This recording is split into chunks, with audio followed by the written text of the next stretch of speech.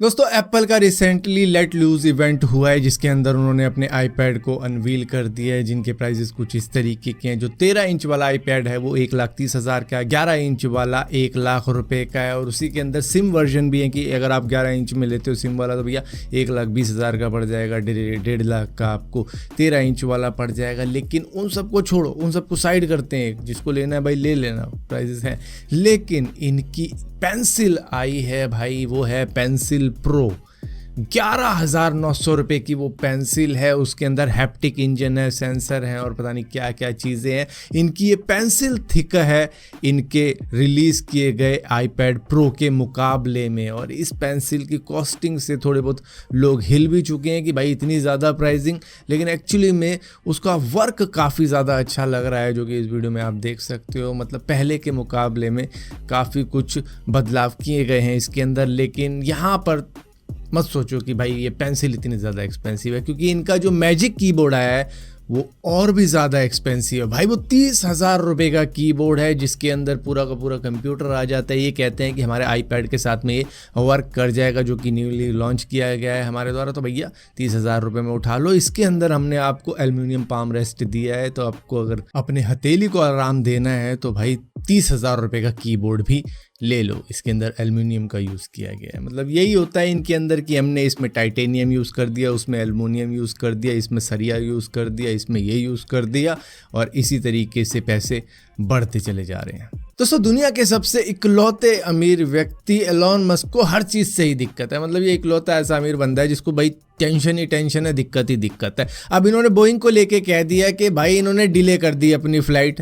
ये भेजना चाह रहे थे एस्ट्रोनॉट को इंटरनेशनल स्पेस स्टेशन पे, नासा ने इनको $4.2 बिलियन दे दिए ये स्टार लाइनर क्रिएट करने के लिए, जिसको बनाने में इनको 4 साल लग गए। नासा ने यही कॉन्ट्रैक्ट हमको दिया था, हमने $2.6 बिलियन में 2 साल के अंदर बना दिया, इन्होंने 4 साल लिए।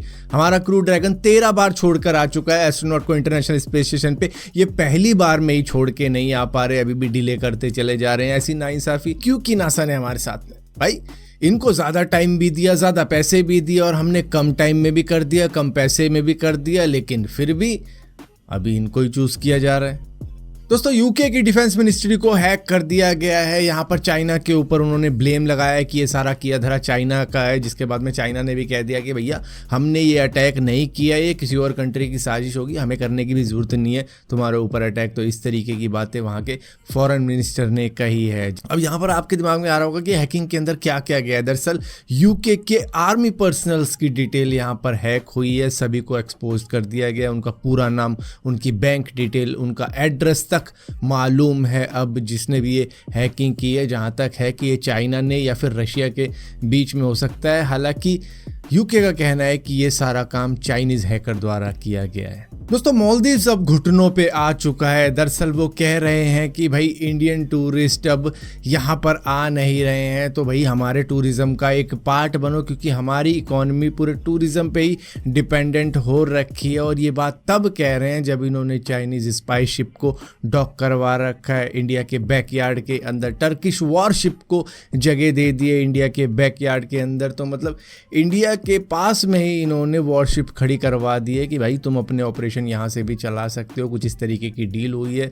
और लक्षद्वीप की किस तरीके से बुराइयां कर रहे थे, जब बात नहीं थी कि भाई वहाँ के रूम में से बदबू आती होगी, ये होता होगा, वो होता होगा। पीएम मोदी की भी काफ़ी ज़्यादा बुराई करी थी, और जब ऐसा हुआ कि बॉयकॉट कर दिया इंडियंस ने मालदीव्स को, तो अब वो कह रहे हैं कि भाई हमारे टूरिज़्म को ऐसे मत छोड़ो, हमारे यहाँ आओ, घूमने आओ। और इसी के साथ साथ अपना जो लोन ले रखा है इंडिया से, उसके लिए भी कह रहे हैं कि भाई इसमें कुछ डिस्काउंट दे दो, इसमें कुछ कम कर दो, या हमें टाइम दे दो चुकाने के लिए। इस तरीके की बातें अब ये कर रहे हैं जब घुटनों पे आ चुके हैं। दोस्तों न्यूयॉर्क के अंदर एक मैराथन हुई थी जहां पर एक मालकिन भी दौड़ी थी और उसी के साथ साथ उनकी डक भी दौड़ी थी, जिसके बाद में जब ये मैराथन कंप्लीट कर ली दोनों ने ही, तो उस डक को गोल्ड मेडल दिया गया था। तो यहाँ पर इंसानों की रेस के अंदर डक जीत के निकली थी, जिसको रेड शूज़ भी पहनाए गए थे, क्योंकि शायद अगर वो नंगे पांव दौड़ती उस रोड के ऊपर जो कि टरमैक का रोड था, तो शायद उसके पांव छिल जाते, जिसकी वजह से उसको रेड शूज़ पहनाए गए थे ताकि ये मैराथन वो भी